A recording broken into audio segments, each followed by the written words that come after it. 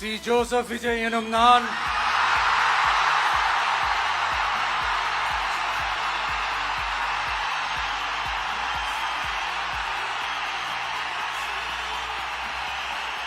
சட்டப்படி அமைக்கப்பெற்ற இந்திய அரசியல் அமைப்பின்பால் உண்மையான நம்பிக்கையும் மாறா பற்றும் கொண்டிருப்பேன் என்றும் இந்திய நாட்டின் ஒப்பில்லாத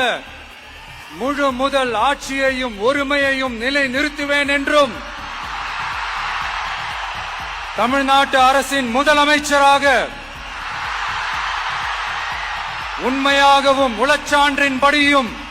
என் கடமைகளை நிறைவேற்றுவேன் என்றும் அரசியல் அமைப்பிற்கும் சட்டத்திற்கும் இணங்க